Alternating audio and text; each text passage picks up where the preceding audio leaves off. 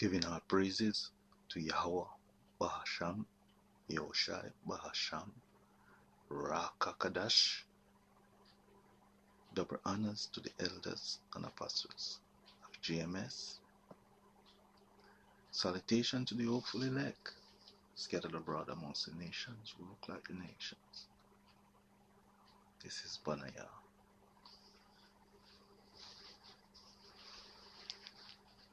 So I speak as little as possible as this is played. A real ID whether you like it or not. Your banking is moving digital whether you want it to or not. More and more services require you to verify your identity online using systems that track and store everything you do. Each step seems reasonable by itself, but when you connect the dots, the picture that emerges should terrify anyone who values freedom. The question isn't whether the government can legally create a mandatory digital ID system. They can't just wave a magic wand and make it happen overnight. Any mandatory system would require new legislation, just like when they tried this before with the Identity Cards Act back in the 2000s in Britain, which, by the way, got repealed because people fought back against it. But here's what's different now. They don't need to make it legally mandatory if they can make it practically impossible to live without. And that's exactly what's happening. Look around you. How much of your life already depends on digital systems? Your banking, your healthcare, your shopping, your communication with family and friends. Each of these systems is already collecting data about you, already tracking your behavior, already building a profile of who you are and what you do. A unified digital ID doesn't create surveillance, it just makes the surveillance more efficient. And once that infrastructure is in place, flipping the switch from optional to required becomes as simple as changing a few lines of code. No dramatic legislation needed. No big announcements. Just quiet changes to terms of service and compliance requirements that make it impossible to function in modern society without your digital papers. This is what I call the incremental trap, and it's how every surveillance state in history has been built. Not through dramatic coups or sudden oppression, but through 1,000 small compromises that each seem reasonable by themselves. First, they make it convenient. Look how easy this is. No more waiting in lines or filling out paperwork. Then they make it preferred. You can still do things the old way, but the new way is so much faster. Then they make it standard. Most people are using the digital system now, so we're phasing out the old options. And finally, they make it mandatory. For security reasons, we now require digital verification for all transactions. Each step builds on the last, and each step normalizes a little more control, a little more surveillance, a little more dependency on systems you don't control and can't opt out of. By the time people realize what's happened, resistance is painted as extremism, and going back to the old way becomes practically impossible. We've seen this exact pattern with so many things that are now part of daily life. Remember when you could fly without showing identification? Remember when you could open a bank account with just a handshake and your word? Remember when you could use cash for everything and nobody thought it was suspicious? Each of those freedoms was traded away for promises of security and convenience, and each time we were told it would never be expanded beyond its original purpose. But that's not how power works. Power expands. It always expands. Give someone a tool for control, and they will find new ways to use it, no matter what they promised when you first handed it over. And that brings us to the most dangerous part of the digital ID system. It's not just about identification. It's about tying your identity to your money, and when the government controls both your identity and your money, they control you completely. This is where central bank digital currencies come into play, programmable money that can be turned on and off like a light switch. Imagine your bank account, but instead of being controlled by a private bank that at least has to compete for your business, it's controlled by the same government that decides what's acceptable speech, what's acceptable behavior, and what's acceptable thinking. With a digital ID tied to programmable money, here's what becomes possible. Your account gets flagged because you donated to the wrong political candidate. Your transactions get frozen because you attended the wrong rally. Your spending gets restricted because you bought too much of something the government thinks is bad for you. Your access to your own money gets cut off because you shared the wrong article on social media. This is exactly what's already happening in other parts of the world where digital currencies and social credit systems are being tested. The technology exists, the motivation exists, the infrastructure is being built. The only question is whether Americans will recognize the threat before it's too late. And the thing about this system from a control perspective is that it's invisible. When they freeze your account, there's no dramatic arrest, no public trial, no obvious oppression that might spark sympathy or outrage. Your card just stops working. Your payments just get declined. Your access just gets suspended for security reasons while they investigate your account activity. You become unpersoned without anyone even noticing, because in a digital system, you only exist when the system says you exist. And if the system says you don't exist, well, good luck proving otherwise. But it doesn't stop with money, because money is just the first domino in a much larger system of control. Once your financial life is digital and trackable, everything else follows. Your healthcare becomes digital and trackable. Your travel becomes digital and trackable. Your communications become digital and trackable. Your very thoughts, as expressed through your online searches and social media activity, become digital and trackable. Suddenly, the government doesn't just know what you're doing, they know what you're thinking. And in a system where your access to everything depends on your compliance with government approval, thinking the wrong thoughts becomes a very expensive mistake. Picture this. It's a Tuesday morning, and you go to check into your doctor's appointment using your digital ID, just like you've done dozens of times before. But today, the system pauses. A message appears. Account verification needed. Please contact customer service. Your appointment gets canceled. Your prescription refill gets delayed. Your insurance claims get put on hold. What happened? Well, So you get the idea. Maybe you shared an article. You all get the idea what's going on. That's what's coming. It's not if, it is when. Gradually, it will happen.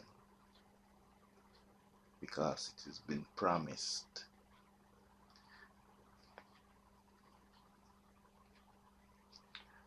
Job 13:4. But ye are forgers of lies. You are acquisition of no value. So everything they do is a fraud. They lie to you.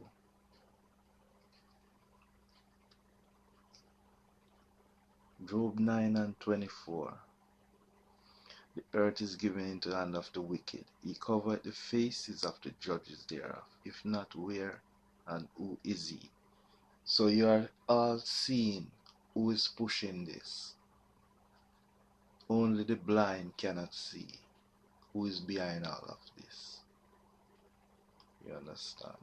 The wicked of the earth, who runs the earth, who controls the earth, who you cannot speak about, or you will get cancered. Okay? Revelation 13:16.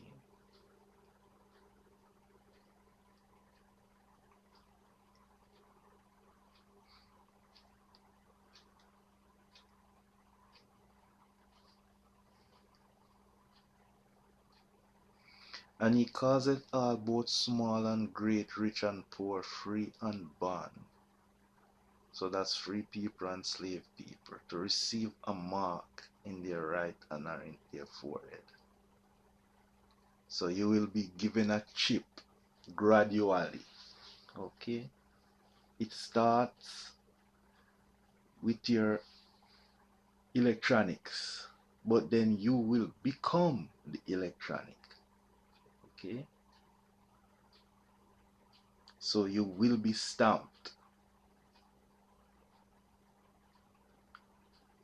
marked with that abominable thing under your skin that will allow you to be a superhero. That's one of the selling points. Okay? Gradualism. It will gradually happen.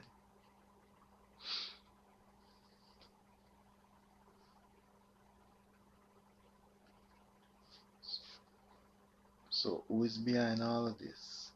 Genesis 3:1.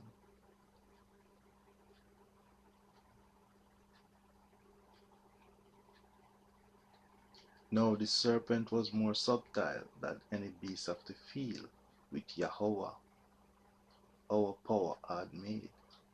And he said unto the one, Yea, the power said, Ye shall not eat of every tree of the garden. So, this is not talking about fruit. It's actually talking about philosophy and rebellion against Yahweh Bashem Yoshai. Taking on knowledge that you were not supposed to take on.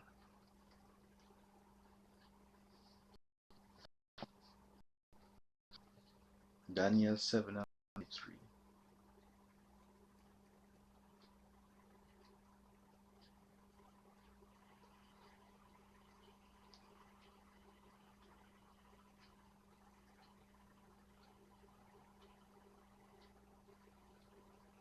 And 23. Thus he said, The fourth beast shall be the fourth kingdom upon earth, which shall be diverse from all kingdom, and shall devour the whole earth, and shall turn it down, and break it in pieces. So a lot of people don't even know where they are now. They are in this kingdom. The fourth beast. You understand? That's where we are. In the midst of it. In the midst of all these Edens. We have been scattered. You understand?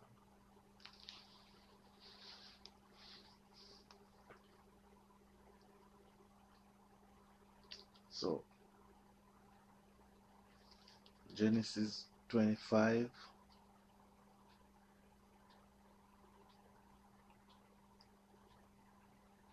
We'll continue this.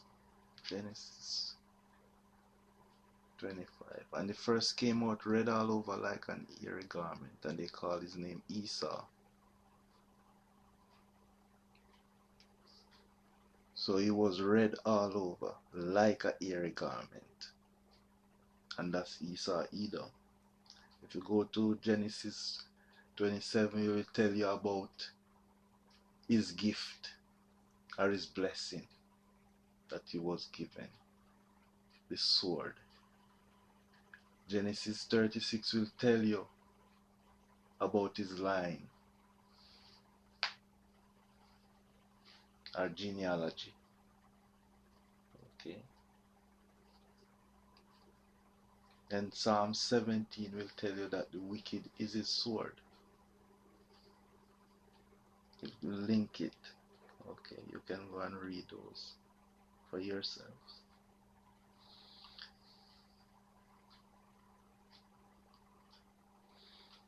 Revelation 12. Revelation 12.